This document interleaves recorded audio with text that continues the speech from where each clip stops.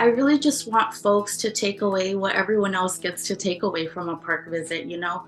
I want them to be able to delve into the different details of the science, the ecology, the history, all of the things that make the park so special. I just want that information to be accessible to them. When you're in the park in the summer, you hear a variety of languages. But as is typical, I think, unfortunately for the Park Service, you'll find mostly English-speaking staff available to you. Las que crecen aquí. When you're in the park and you have the ability to learn about the park from somebody who speaks your language, this is a way to help people feel welcome, to help them understand and enjoy and appreciate the park that belongs to all of us. So Washington National Park Fund has been an absolutely critical partner for us. Funding to help support those rangers, to hire those rangers is really important. Right now, 4 bilingual positions have been created, which has never been done before at Mount Rainier. So this project is really important because it lets people connect with the resource they're wanting to engage in.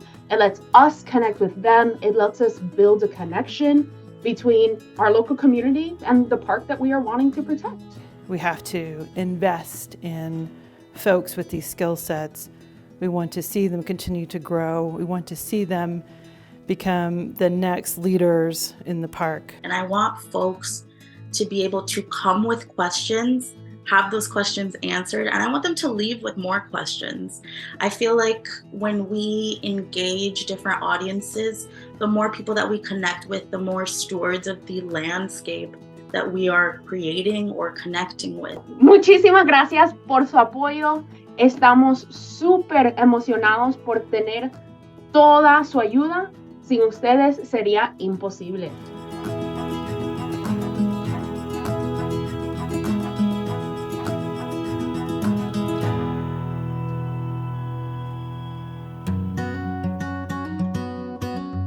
I can't stress enough how important representation is. As a gay kid in the 80s, there was not a lot of representation for me or my community, certainly not positive representation. And I think it's so very important for kids to be able to see themselves and their communities and all aspects of society so that they understand that they belong, that they can go anywhere, they can be anything. My name is Lee Snook and I'm the Chief of Interpretation, Education and Volunteers here at Olympic National Park. The idea with a Foot in the Door project is to provide opportunities for diverse youth to get entry-level positions into the park. We have a number of youth programs already that bring in diverse youth. We have inclusion crews, our rainbow crew, our ASL crew. And we're trying to figure out how do we make the next step available so that they can move from internship and trail crew to a permanent paid position. And that way they start to build a career where they can be a part of the larger National Park Service. So if we have a diversity in our staff, then we can also have a diversity in our visitors. Again, visitors will feel more comfortable if they see someone that's like them. And so they're not only learning about the park, these interns and youth that are coming in and building a career, but we're also learning from them, their perspective and how it will help us change our culture possibly so that we better understand how to serve a diverse community.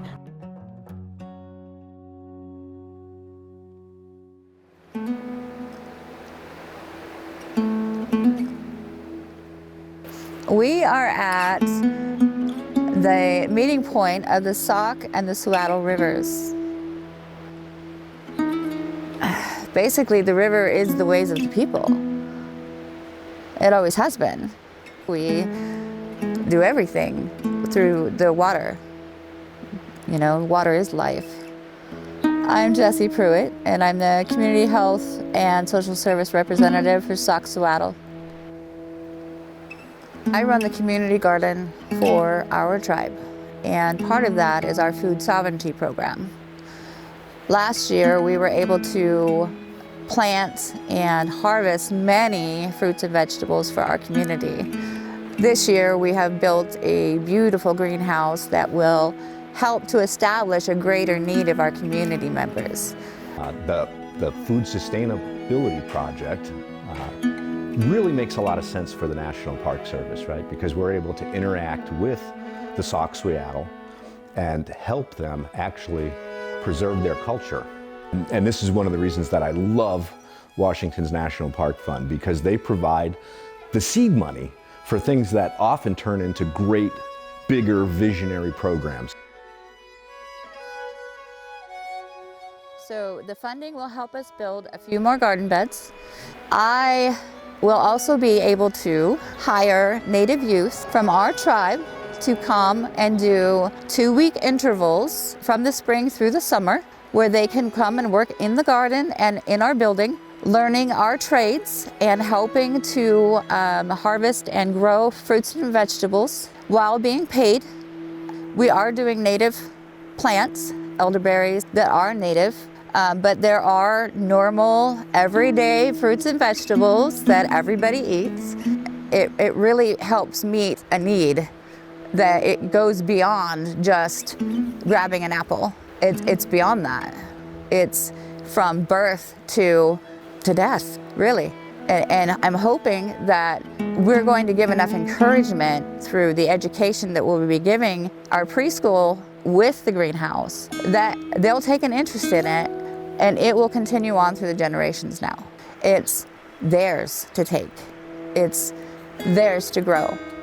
And in that is their pride, to bring them back to where they should be in their existence.